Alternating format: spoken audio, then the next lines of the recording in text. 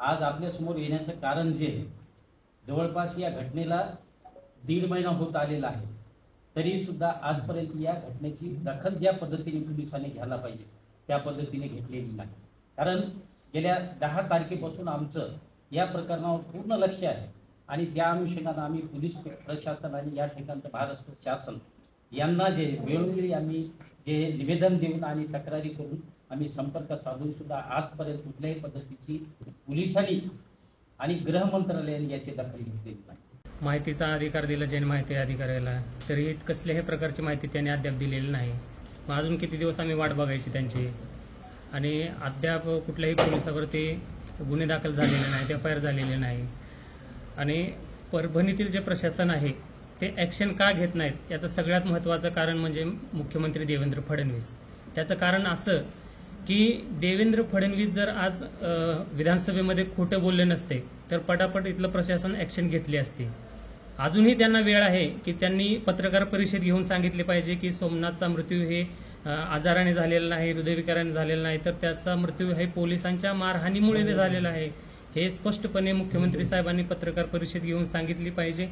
आणि त्यांनी सांगितल्यावर लगेच प्रशासन हलेल इथलं. कारण आज एकच कारण आहे की सरळ सरळ देवेंद्र फडणवीस साहेब सांगतायत, क्लीन चिट दिलेले आहे तिथल्या प्रशासनाला की पोलिसांनी मारलेलं नाही म्हणून. त्यांनी लवकरात लवकर पत्रकार परिषद घेऊन सांगितले पाहिजे की पोलिसांच्या मारहाणीत सोमनाथचा मृत्यू झालेला आहे. त्यांनी स्पष्ट सांगितलं पाहिजे आणि लवकरात लवकर जे काही पोलीस असतील त्यांच्यावरती गुन्हे नोंद झाले पाहिजेत आणि त्यांच्यावर कायद्यानुसार जे काही मनुष्यवधाचा गुन्हा नोंद करून त्यांच्यावरती कारवाई झाली पाहिजे.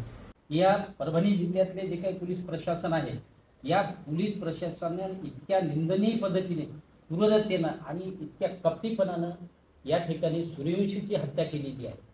त्याच पद्धतीने त्याचा धसका घेऊन जे आमच्या आंबेडकरी चळवळीतले जे ज्येष्ठ नेते होते विजयदादा वाकोडे यांचं जे काही निधन झालेलं आहे ते केवळ पोलिसाच्या टॉर्चरिंगमुळे निधन झालेलं आहे.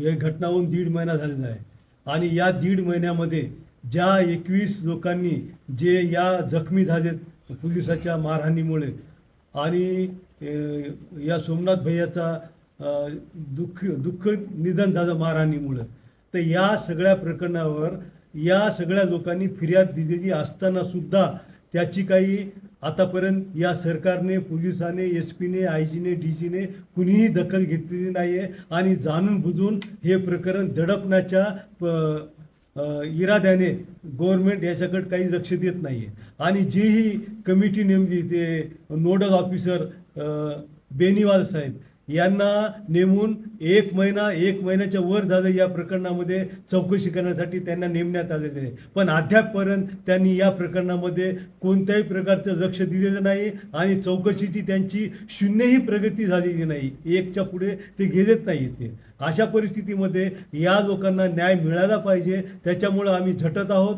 न्याय मिळणार, पण न्याय मिळायला थोडा आम्हाला उशीर होईल, कारण कायदेशीर जी प्रक्रिया आहे ती आम्हाला पूर्ण करावी लागते. अशा परिस्थितीमध्ये माझं मत असं आहे की बाबा हे लॉंग मार्च काढून लोक आपली परेशान, उद्या आमचा एक आक्रोश मोर्चा आहे, उद्या हे सगळं असं निदर्शनास येते की आजपर्यंत इथल्या प्रशासनानं, इथल्या पोलिसानं आमची दखल घेतली नाही आहे. आणि केवळ इथलं पोलीस, इथला SP, इथला IG या पोलिसांनी, ज्या पोलिसांनी बाबासाहेब आंबेडकरांचं नाव बघून, बाबासाहेबांची सही बघून ॲटो फोडतात, लोकांना मारतात, लोकांचे टॅटू बघून त्या टॅटूवर बाबासाहेबाचा टॅटू असन, भगवान बुद्धाचा टॅटू असन, असं बघून त्याच्या ज्या पार्टवर टॅटू आहे त्या पार्टवर अशी अमानुषपणे मारहाण केलेली आहे, अत्याचार केलेली आहे. अशा अमानुषपणे वागणूक देणाऱ्या पोलिसांना इथं प्रशासन वाचवण्याचा प्रयत्न करत आहे. त्याच्यामुळेच या प्रकरणाचा उशीर होत आहे. ते उशीर झाला, आम्ही न्याय मागण्यासाठी झटत आहोत आणि झटत राहणार आहोत. आता समोरची भूमिका आहे तुमची काय? आमची समोरची भूमिका हेच आहे. हे प्रकरण आम्ही आजपर्यंत कुणी आमचा न्याय दिला नाही. आम्ही न्यायालयात, उच्च न्यायालयात, हायकोर्टामध्ये जाऊन तिथं आम्ही न्याय मागणार आहोत. हे प्रकरण साधं नाही, हे कॉन्स्टिट्युशनल इन्स्टिट्यूशनल मर्डर आहे. बीडचा मर्डर एका व्यक्तीनं केलेला आहे आणि हे मर्डर एका संस्थेने केलं आहे. त्या संस्थेचं नाव पोलीस आहे.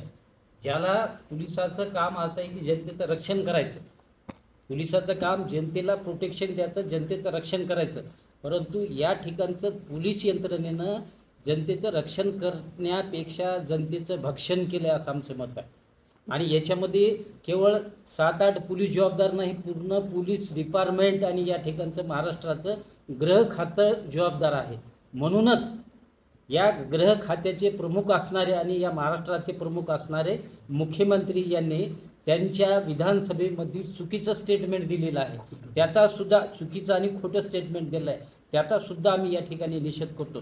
कारण मेडिकल एव्हिडन्स जर बघितला, मेडिकल एवढं स्पष्ट सांगतंय की सोमनाथचा मृत्यू जे हे पोलिसाच्या अतिरिक्त मारहाणीमुळे झाला, त्याला अतिरिक्त जखमा झाल्या आणि त्या जखमेतून याचा मृत्यू झाला.